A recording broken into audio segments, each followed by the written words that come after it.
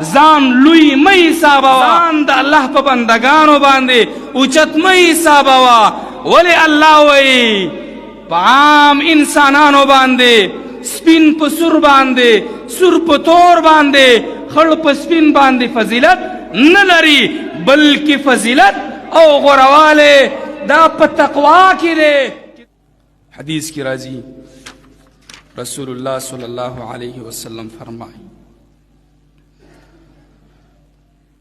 ما من رجل يختال في مشيته ويتعاظم في نفسه، هیڅ یو کس داسې نشته چې هغه په خپل مزل کې تکبر کوي، داسې برابر روان او په دې مخلوق باندې ځان داسې اوچت ګڼي.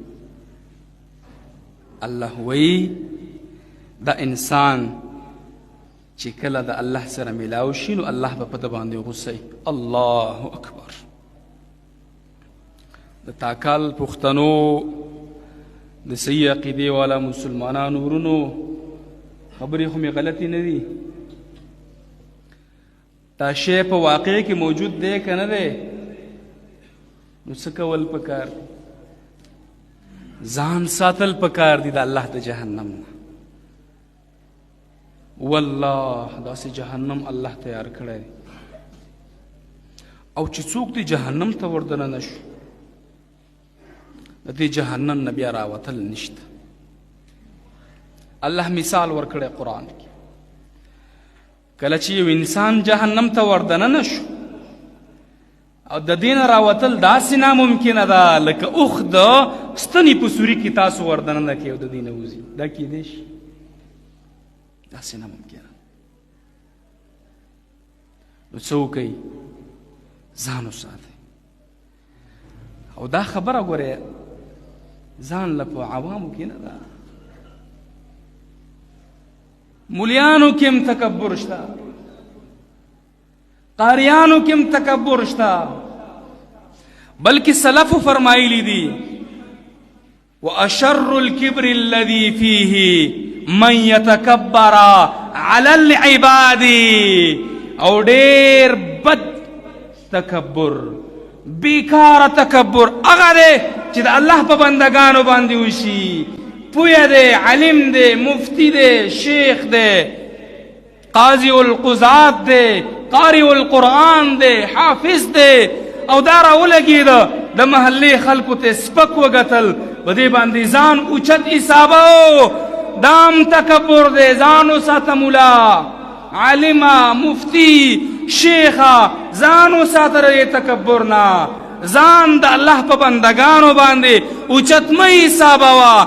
ولې الله وایي په عام انسانانو باندې سپین په سور باندې، سور په تور باندې، خړ په سپین باندې فضیلت نه لري، بلکې فضیلت او غورواله دا په تقوا کې دی چې د الله نه څوک ډېر یریږي. تقوادارۍ دا اوچت دی.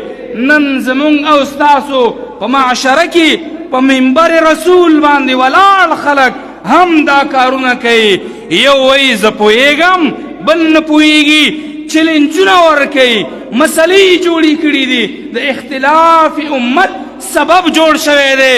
خلق د قرآن نه اړی په دین کې شک پیدا کوي. اے عالمه، قاری صاحب محترمه، مفتی صاحب محترمه، دا کار مکوه، ځان لوی مه حسابوه.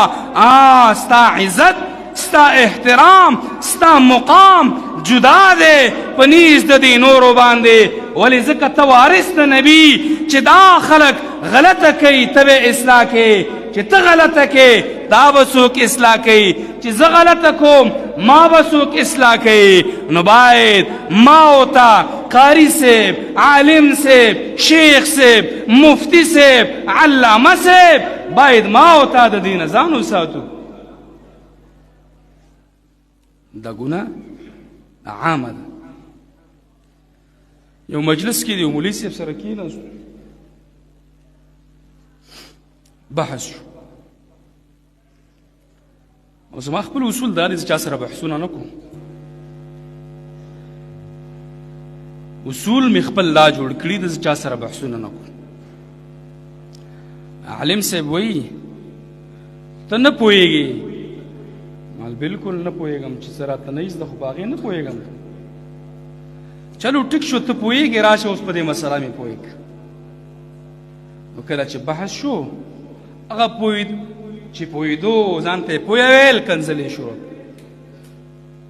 بده وینا یې شروع کړه. نو ما وی زړه کې مې وی چې یاره ته هم نه پوهېږې مولانا صاحب چې ته پوهېدی تا به کنځلې نه کوې، بدې خبرې به دې نه کولې، بلکې زما اصلاح به دې کړی. دا شی موجود دی. یو قاري بل قاري باندې ځان اوچتوي، یا لکه یو ملک بل باندې ځان اوچتوي. نو دا مې انسانان دي په دې معاشره کې. محترم و آخري خبره دا شوه چې د تکبر په وجه باندې انسان جهنم ته ځي. چېرته؟ جهنم ته. او د عاجزۍ په وجه باندې، دیندارۍ په وجه باندې انسان چېرته ځي؟ جنت ته ځي. حدیث کې راځي من تواضع لله رفعه الله. چا چې عاجزي وکړه، خاکساري وکړه، الله به اوچت کړي. او د دې مثال زه ورکوم کله کله. د عاجزۍ داسې مثال دی لکه سپرنګ، د تکبر هم داسې مثال دی لکه سپرنګ. سپرنګ خو پیژنئ تاسو که نه؟ دا چې څومره راکاږي دا واپس زور کوي داسې، او چې څومره دباوی دا اوچتېږي. داسې ده که نه ده؟ همدغه تکبر او همدغه عاجزي ده. څومره دې تکبر کوو الله به دې ذلیله کوي، او چې څومره دې عاجزي کوله ځان دې ښکته کوو الله به دې اوچتوي. الله دې په دې خبرو باندې عمل کولو توفیق راکړي.